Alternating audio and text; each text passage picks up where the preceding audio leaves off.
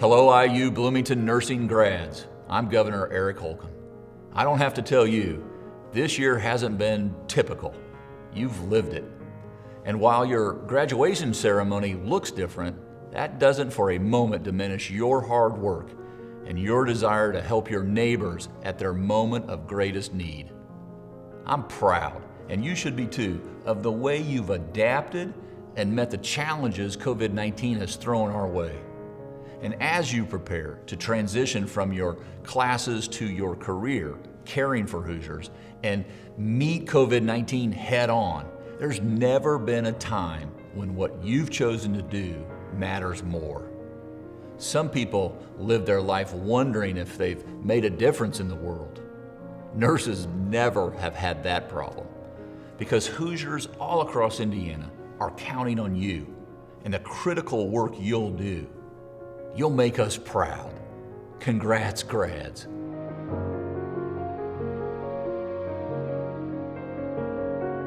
Congratulations to every one of our nursing graduates. The world has never needed your compassion, your devotion to the ethical tenets of your profession, and your skill more than it does right now. So along with my congratulations, please take my thanks and the thanks of a grateful nation for everything that you will be doing as you enter the nursing profession in this extraordinary time.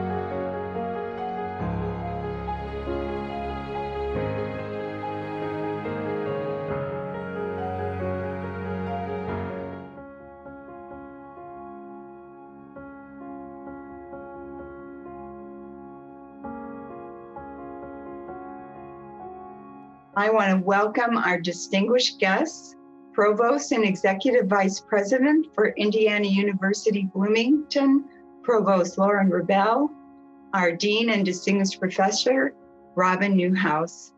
I also want to thoroughly welcome and personally welcome the family, friends, faculty, students, and staff that have joined us today to celebrate this most historic class, the bicentennial class of the IU School of Nursing, the class of 2020. You will take us into the next century of what it means to be a professional nurse.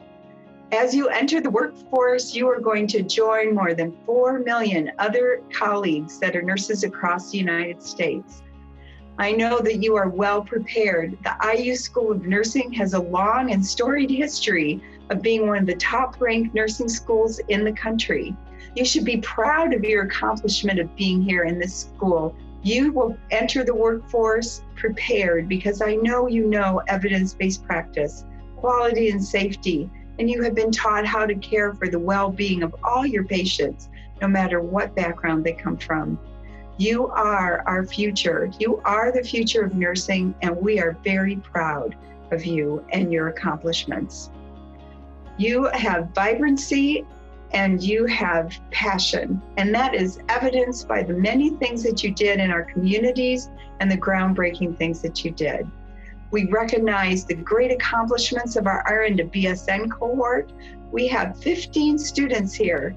Many are graduating in May and several as well in August. Congratulations too for your accomplishments and your passion for the profession. We want to also recognize the very special things that the IU School of Nursing traditional class brings as well. You have so many things to be proud of. The number of students that were entered into the Sigma Theta Tau induction, the Honor Society of Nursing. Our honors students for the groundbreaking research that you did under the guidance of Dr. Angela Opsel and Dr. Amy Wonder. We have a student here that stepped forward and went through the process to create our volunteer student nurse corps. This will leave a legacy in our communities, in the rural space as well. You are the first class to really enter the rural communities surrounding Bloomington, and you had such a huge impact. You had the impact on the health outcomes of the patients and influence the health and well-being of the communities in the rural space. That's a huge accomplishment. So I really want to say thank you, congratulations. You're a great class. We look forward to hearing from you in the future. We look forward to actually seeing you in person in the future, and thank you.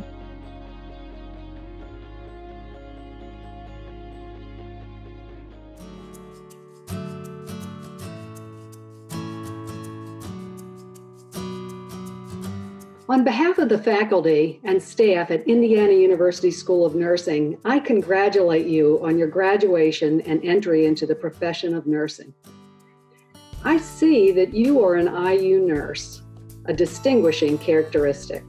You are clinicians that will improve the lives of patients, families, and communities. Some of you in our graduating class have already responded to Governor Holcomb's executive order to join the state healthcare workforce by applying for a temporary license to help combat COVID-19. I thank you for your service as you transition from student to clinician. Some of you will continue your education through graduate school or doctoral study to prepare you as an advanced practice registered nurse that will diagnose and treat patients in primary care. Policymakers that will influence health through local, state, and national legislation. Leaders of health systems in public health, primary care. And some will be scientists that make groundbreaking discoveries that will help people choose treatments, manage symptoms, and improve the quality of life of people they serve. And some will become faculty who will teach the next generation of nurses. As you prepare for entry into practice as a registered nurse, I offer 4 suggestions. First, practice with compassion and lead with passion.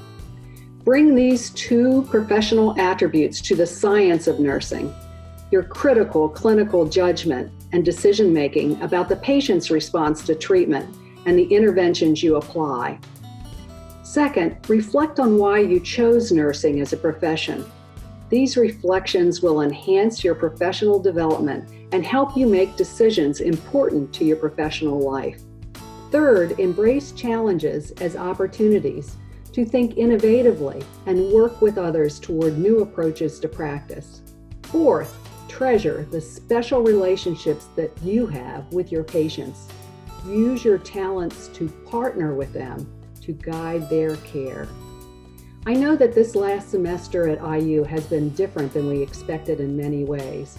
As you progress through your career, you will have quite a story to tell about your experience attending and graduating from nursing school during a pandemic.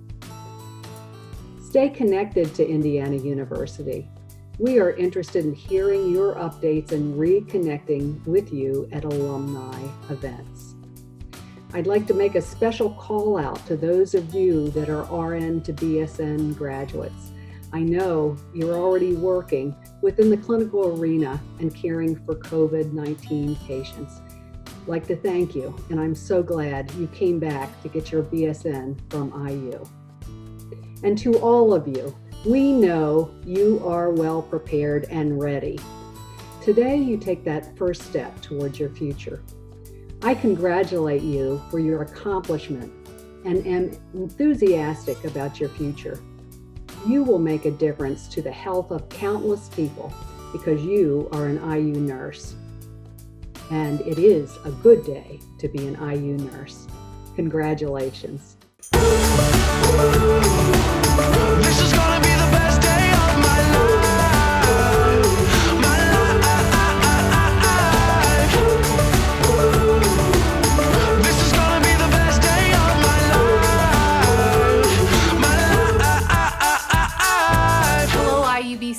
seniors, Dr. Opsel here to say I'm so happy and proud for you as you graduate.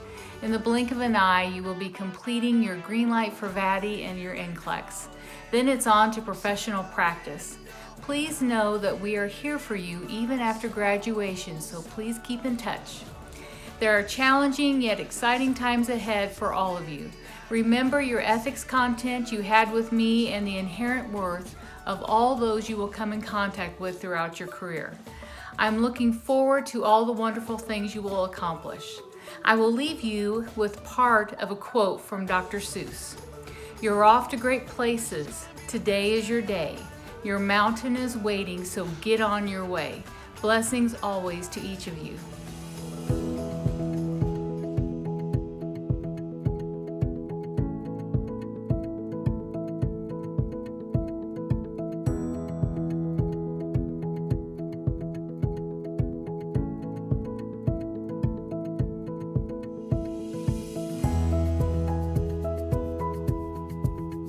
Dean Newhouse, Dr. Davis Ajami, faculty and staff, parents, spouses, partners, loved ones, guests, and my newly minted fellow Indiana University alums, thank you for inviting me to speak with you on this most important day. I know this is not the graduation you wanted. It's not the graduation your parents and family hoped for, yet here we are, gathered together, apart, to celebrate your remarkable achievements. And celebrate we must. Even during this time of deep crisis and uncertainty, especially during this time, celebrating your important milestone is our duty, our privilege, and a source of great hope for all of us gathered here with you and for every single human being on this planet. My hope is that you're participating fully in this day, that you're wearing the dress or the suit you bought, wearing your cap and gown, surrounded in person or virtually by the people who love you and who have supported you in your personal and academic journey. You know, it's easy to think of this as an exceptional time. It certainly feels exceptional. Sickness and suffering on a scale few of us have experienced, loved ones lost, millions of people around the globe sheltered in place, lonely, scared, wealth reduced overnight and in some cases eliminated, our social customs and traditions upended, then adjusted and then reordered in the course of only a few months. It's easy to think of this as an exceptional time, especially when we tell ourselves the story.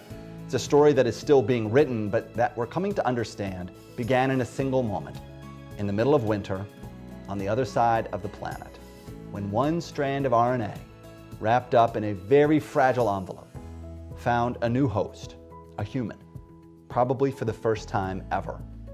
We became the perfect spreaders, living in dense cities in close proximity to one another. Our interconnected transportation links, a literal superhighway for transmission. Our human need for touch and proximity all fueled the spread. And seemingly, out of nowhere, the virus became a threat to every person on this planet, our entire species. And the threat still exists. It hovers over us. It's just around every corner, coloring every event that marks our lives. It's present in and between every encounter with every human being around us. And that threat is present even on a day as beautiful as today, with the warmth of early May piercing through a bright blue sky as we mark the commencement of your professional careers and your graduation from university. It's easy to think of this as an exceptional time and of ourselves as victims of circumstances far out of our control. Except it isn't, and we're not. You see, we've been here before, and not that long ago. Since 1700, there have been 9 pandemics. On average, that's about 1 every 35 years or so. And of course, these pandemics don't happen at clean intervals, and they vary in their severity and impact. The 1918 influenza pandemic was much more severe than the 1968 flu pandemic. The 1918 pandemic killed between 20 and 50 million people. The estimate interval there is staggering, all by itself. But the 1968 pandemic killed 1 million people. 1 million. That is not a small number. And 1968 doesn't feel that long ago to me, and I'm betting it doesn't feel that long ago to most of the faculty, parents, and loved ones gathered with us today. But if 1968 feels like ancient history, we can look to a much more recent and enormously tragic pandemic, HIV/AIDS. Since the first cases of acquired immunodeficiency syndrome were reported in 1981, an estimated 65 million people have been affected and 25 million have died. I don't mention these tragedies to diminish the threat we face now. The COVID-19 threat is as real to us now as any of these threats were to those who lived through them and are still living through them. HIV/AIDS may be treatable, but that treatment assumes wealth and privilege and access to quality health care. And this HIV/AIDS pandemic continues today. There is still no cure. I mention these tragedies to highlight one of the cruelest features of humankind, our predisposition to forget the lessons we've already learned. Now, in fairness, this may be adaptive. So pandemics occur with low frequency in relation to the average human lifespan. And despite the fact that they have high impact, if we worried about them all the time, it'd be hard to focus on anything else. It would be hard to flourish. It isn't that we ignore disease and pestilence, quite the contrary. That we can enjoy such long lifespans and such a high quality of living is directly attributable to human ingenuity, creativity, and our disciplined adherence to scientific inquiry. We have eradicated some disease, controlled many others, yet when pandemics arrive, we're slow to see it happening, and then we all must work collectively through our amnesia. Invariably, we ask, how could this be happening? Why me? Why now? We're surprised, shocked. I've spent most of my professional life thinking about protecting health systems and communities during crises. I've participated in countless exercises and meetings about pandemic preparedness. I've worked with health systems in Africa during Ebola. I helped write a few of the plans and playbooks that we're currently using to respond to COVID-19. You would think then that I'd be immune to this amnesia, that as a quote-unquote expert, I'd have seen this coming.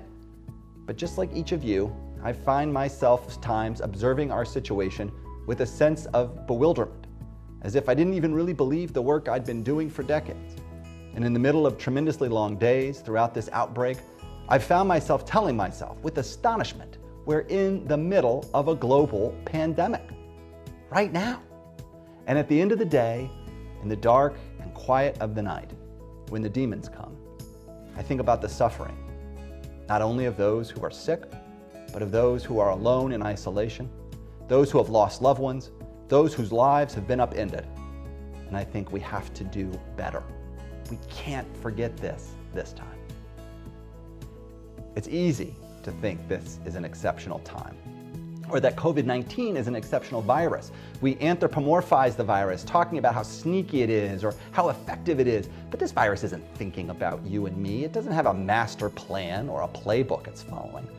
It's a strand of RNA that found a home in us. And like virtually every single disease we know, its transmission, spread, and impact is determined largely by the social order we have built. News reports have observed with surprise the disproportionate impact of COVID-19 on communities of color and among the most vulnerable in our community, the homeless, prisoners, the elderly, the poor. But this is not news, at least not to you, IU nurses, who have been steeped in understanding our health through the lens of those social determinants that shape it. You know that it will take more than isolation, testing, and contact tracing to end this pandemic. It will take more than a vaccine. It will require that we remodel the social structures that we have built, that cruelly select some among us for greater sickness and suffering in the face of COVID-19 and so many other illnesses. Remember, we built the structures which are enabling the spread of COVID-19 and fueling sickness and suffering. We already know those social structures that impact our health, socioeconomic status, education, our physical environment, economic security, access to quality health care, and social cohesion. We call them the social determinants of health, but they are really the social determinants of our survival. And we ignore them at our peril. But ignore them we have. And instead, we've built an enormous sick care model that prioritizes rescue over mitigation, life-saving treatment over prevention. It's in front of us to see on television now, in speeches, and even on yard signs proclaiming our gratitude and support for those frontline heroes working in our hospitals. Like each of you, I am deeply grateful for their work and, more importantly, their sacrifice. I think often about my former students, hundreds of them, working under scary and dangerous conditions with inadequate personal protective equipment And we're right to reify these colleagues. We are right to celebrate their work. But we're wrong about one thing. They are not on the front line. The front line of this pandemic, and every one we have ever had before, is in our communities. It is in our neighborhoods. Consider that one of our first measures in dealing with COVID-19 was to try to create more capacity in our hospitals. We call it surge capacity, a term that a few months ago was used by only a handful of public health workers and those of us who study and support health preparedness.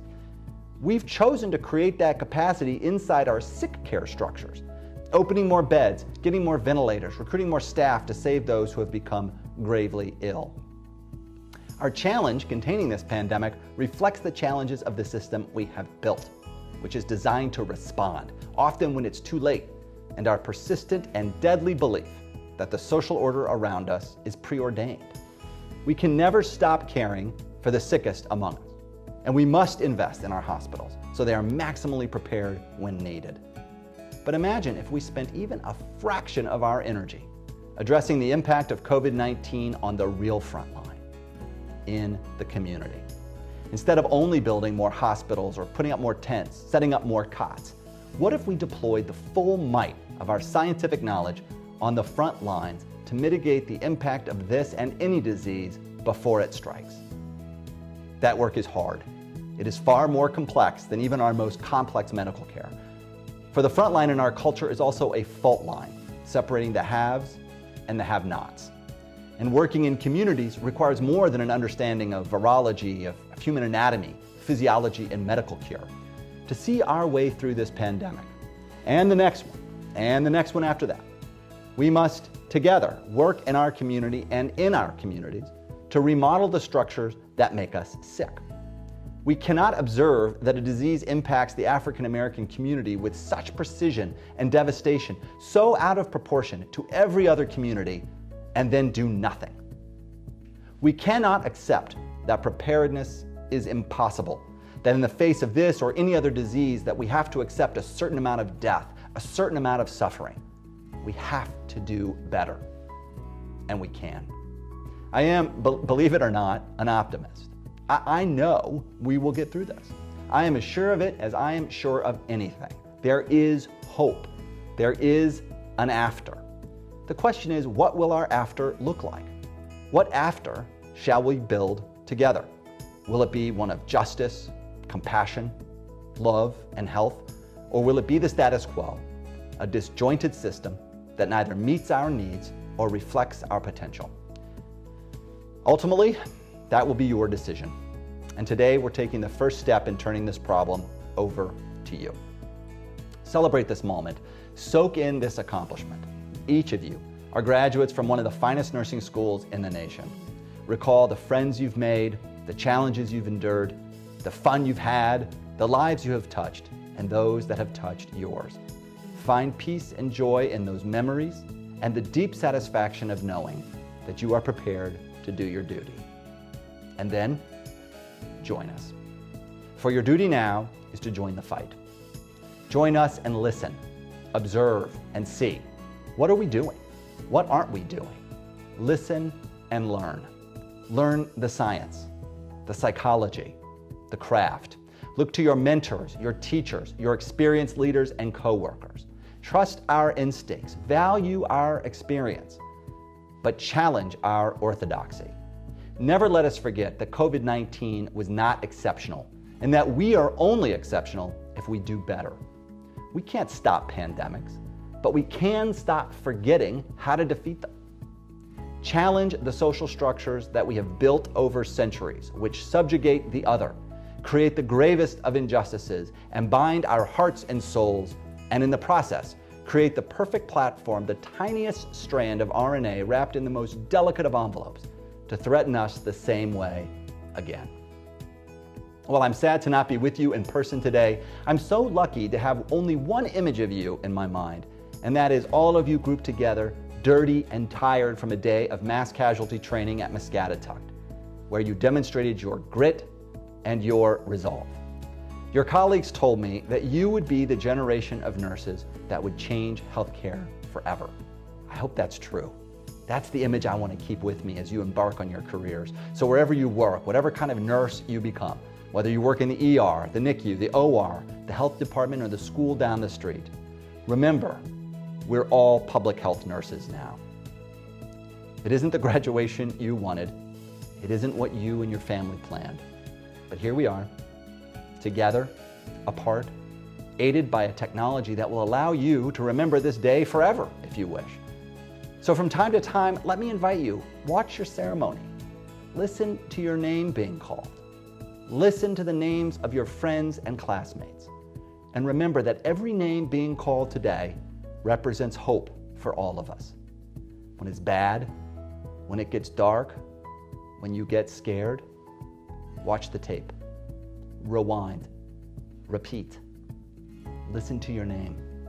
Listen to the names of your friends. Find hope there, as we do, for this marks the day you joined the fight. Never daunted, we cannot falter. In the battle, we're tried and true.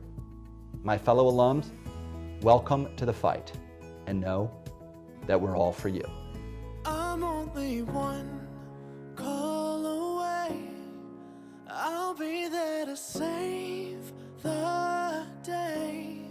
Superman got nothing on me. I'm only one call away. Congratulations on achieving your big dream of graduating from the IU School of Nursing. I know this is difficult and you've done it. I am sorry that we're not going to be able to get together for your graduation ceremony. I really love this time of year, and it's so exciting to see your families, the excitement on their faces, and how happy you are. I just want you to know how proud I am of you and wish you the best in your careers. I love you. You have all worked so hard and learned so much, and I am so proud of how professional you all have become. Your learning responsibilities are not ending. In fact, it's quite the opposite. You've chosen a field that is constantly evolving, and your knowledge will evolve as well. You've gotten a great education. Go out there and put it to great work. Good luck in all you do, and don't hesitate to stay in touch. For now, we can stay here for a while. 'Cause you know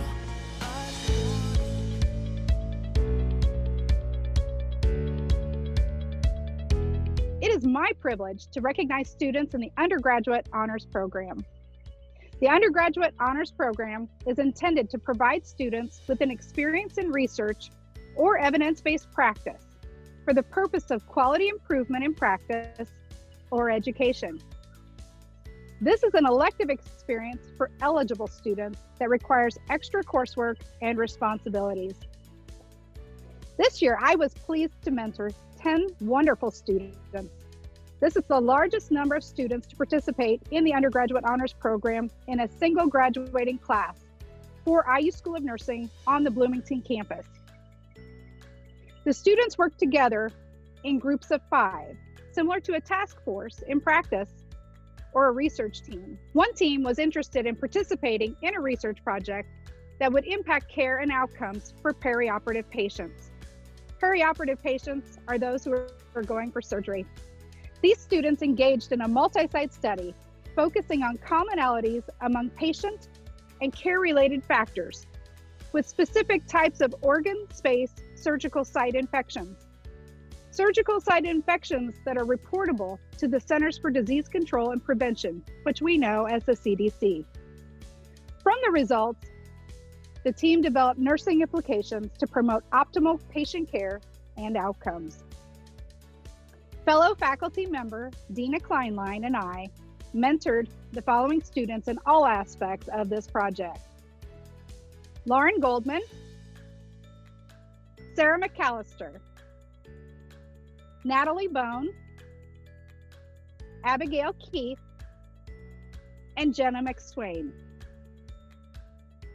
This research was accepted for a podium presentation at the 2020 Global Surgical Conference and Expo, which is hosted by the Association of Perioperative Registered Nurses, which we fondly refer to as AORN.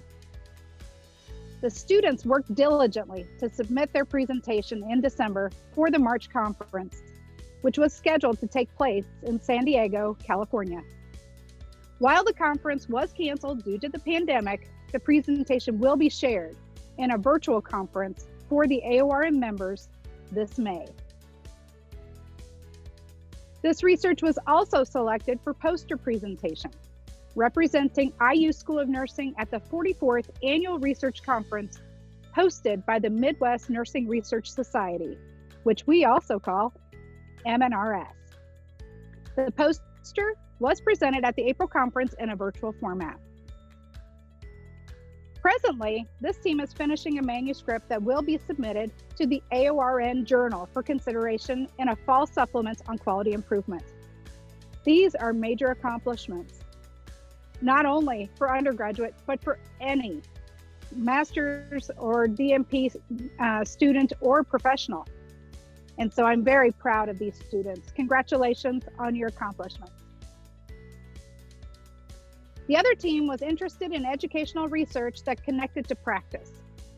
While we strive to prepare students and nurses to utilize evidence to inform their care decisions, education is often cited as a barrier to the process, a process we often refer to as evidence-based practice. Therefore, this team contributed to a large study that compared the statistical methods that are published in professional nursing journals against what is taught in nursing programs at the baccalaureate and master's levels. I had the privilege of mentoring the following students in all aspects of this project: Gabrielle Harvey, Zachary Futterman, Madison Henninger, Mackenzie Solomon, and Shelby Ridenow.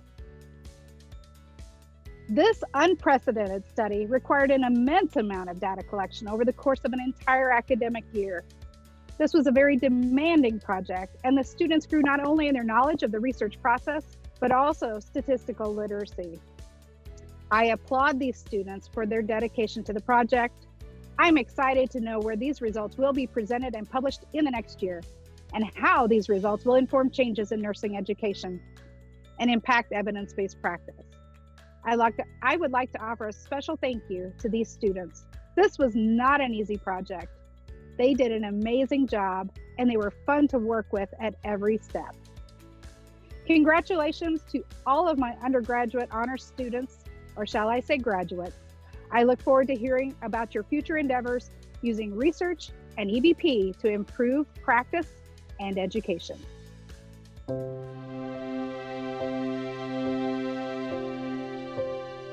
Sigma Theta Tau, which in Greek means love, courage, and honor, is the International Honor Society of Nursing, which was started by 6 nurses in the Indiana University Training School for Nurses, which is now IU School of Nursing in Indianapolis, Indiana, 1922.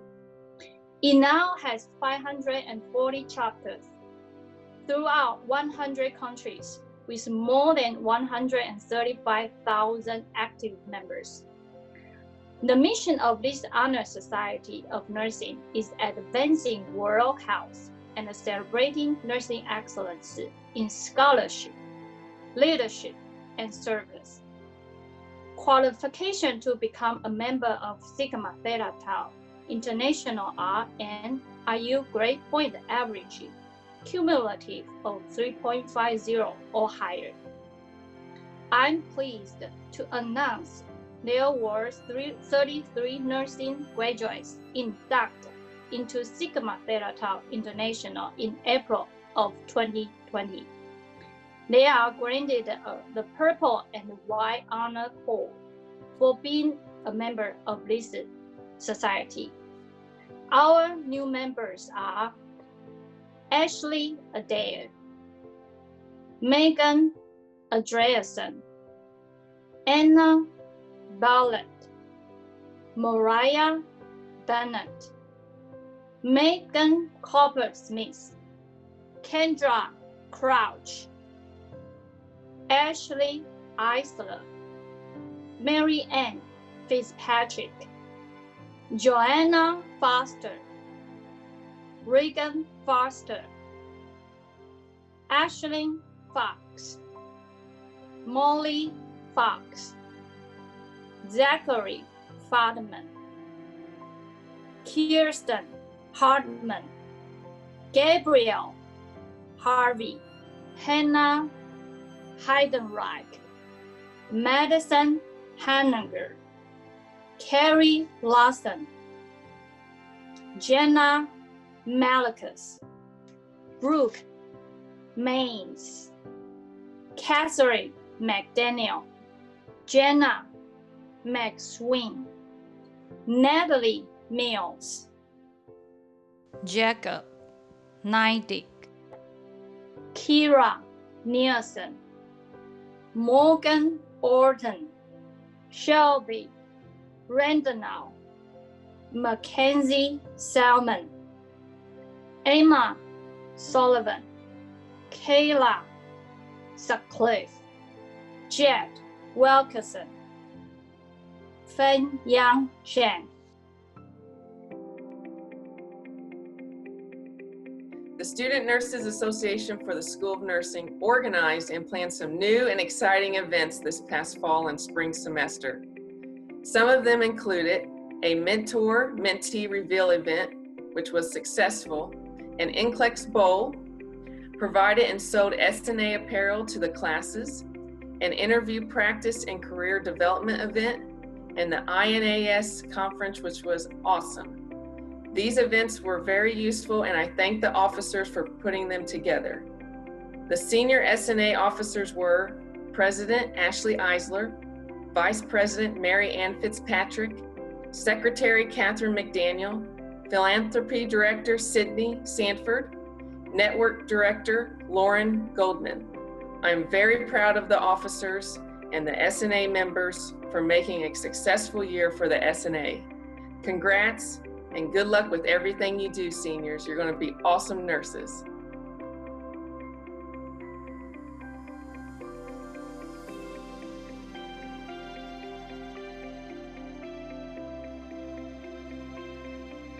The nursing pin has a long history dating back to the 12th century Crusades. However, Florence Nightingale's influence on nursing in the late 1800s created school pinning programs that recognized nurses' devotion to the welfare and well-being of society. Nursing pins symbolize the graduates' achievements and transition into their profession. We ask that each of our graduates pin themselves as they hear their names read. Ashley Adair, Megan Andreasen, Kristen Arnspong, Anna Ballard, Mariah Bennett, Natalie Bone, Carly Kaysen, Alexander Collins, Bailey Cooper, Megan Coppersmith, Daniel Craighead,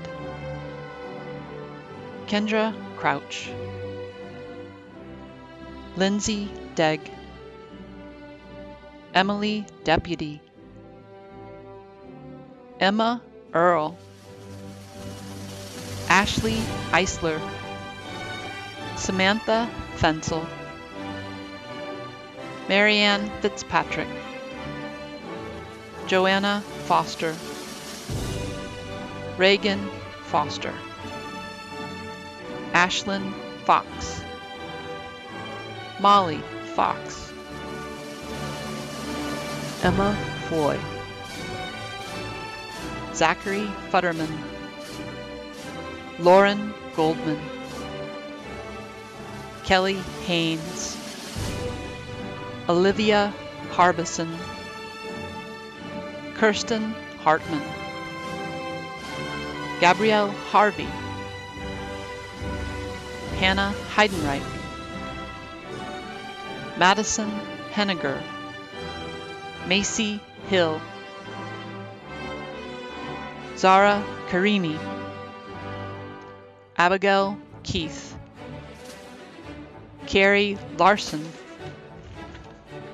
Crystal Lee, Anna Lubbers, Jenna Malakis, Kayla Mamon, Elizabeth Markey, Colleen Matthew, Brooke Mays, Sarah McAllister, Catherine McDaniel, Jenna McSwain, Madeline Miller, Teresa Miller, Natalie Mills, Jacob Neidig, Kira Nelson, Morgan Orton, Ekta Handy, Elizabeth Pugh, Caitlin Rickett, Jordan Ricks, Shelby Rindenau, Olivia Russell, Mackenzie Salmon, Sydney Sanford, Seneca Schickel, Andrea Schmidt, Alexandra Schraber, Emma Sullivan, Kayla Sutcliffe, Mackenzie Tedder, Jade Wilkerson, Gabrielle Willis, Lindsay Wisdorf, Ixan Zhao, Megan Young, Fanyan Zhang, Morgan Benston, Amy Brown, Marissa Eamon, Jasmine Fishbangle, Kelsey Fitzpatrick, Olivia Gettelfinger, Sean Hale, Dana Holly, Miranda Malfay,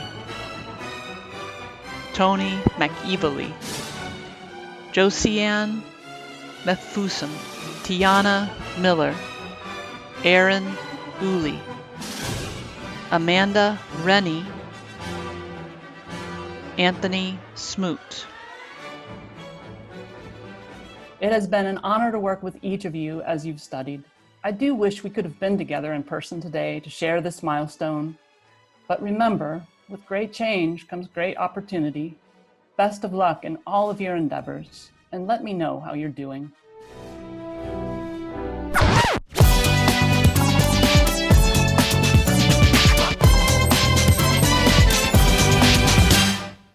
Hello, graduates. The feeling of relief and sense of pride that you feel right now are well earned. Your school is so proud of you. Proud of your courage, your hard work, resilience, and dedication to persevere in a time of uncertainty. What an honor the last few years have been to watch you grow from students to nursing, and now to get to watch you put your skills to work in a time when they are needed the most. Gandhi once said, "When someone is going through a storm, your silent presence is more powerful than a million empty words." As you go into the storm, my challenge to you is to be a lighthouse, beacons of light to guide people through the storm. Be the lighthouse, especially to patients who cannot be with their loved ones right now. Be the light as you are holding hands and giving care and working tirelessly to put your patient and their family and their needs first. Our alumni are the foundation upon which the School of Nursing is built, and I know you will continue to rise to whatever challenges lie ahead. And there will be challenges, especially in today's world. You will have questions, stumbles, moments of being overwhelmed, and times of greatness. Also remember to take care of yourself. Take time for the long walk, the extra long shower, time for family, time for friends. And when you feel like quitting, remember why you started. Indiana University School of Nursing has helped you build a strong foundation that you will continue to build upon as you start your first jobs as BSN prepared nurses. The last few years, you've called Indiana University home. And as you go into the world, my hope is that IU will remain in your heart and a place you call home. We will always be here for you. Please keep in touch and let us know where you are and how you're doing. We are all extremely proud of you.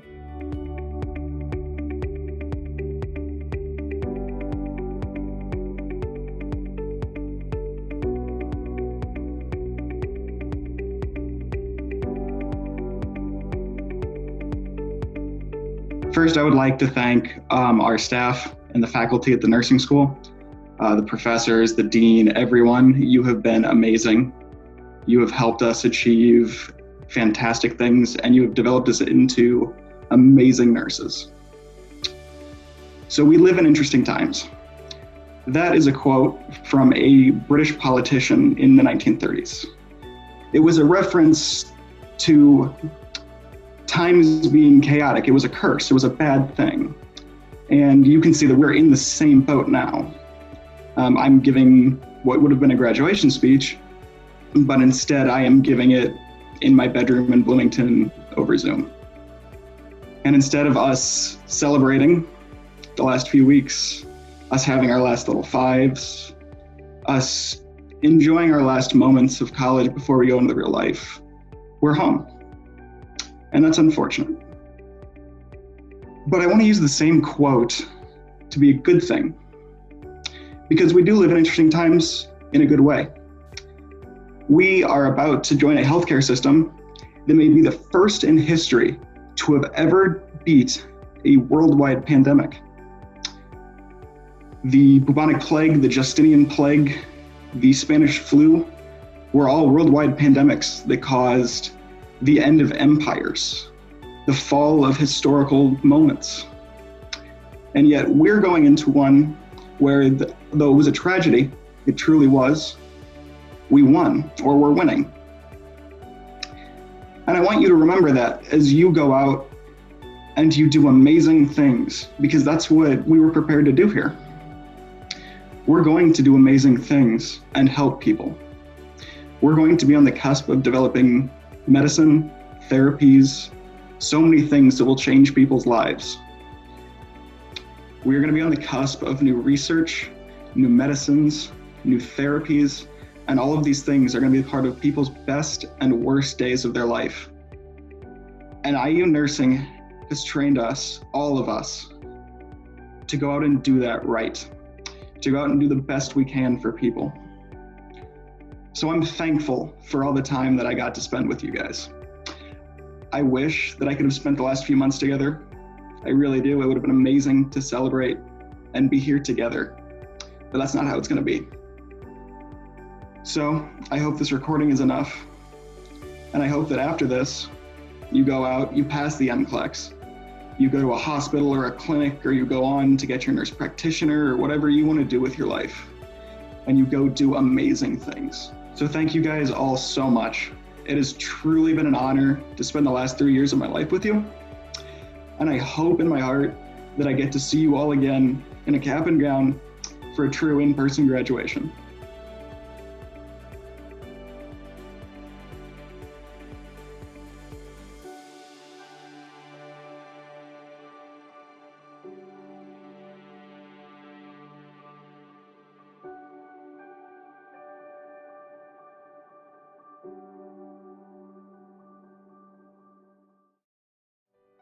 I hereby pledge before this assembly, as a member of the Indiana University School of Nursing, to uphold its core values of respect, responsibility, trust, and dialogue.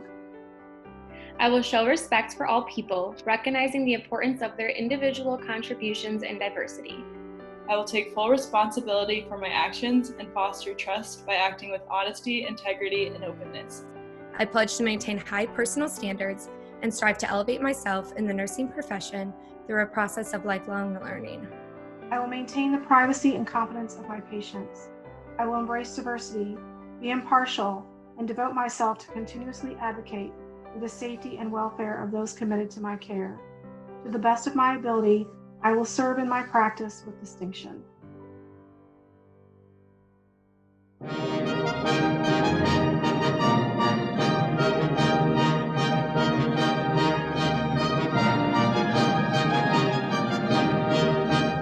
Congratulations, class of 2020. We miss you and we wish you well. Hey, class of 2020, just wanted to send a quick congratulations to you and wishing you the best for the future.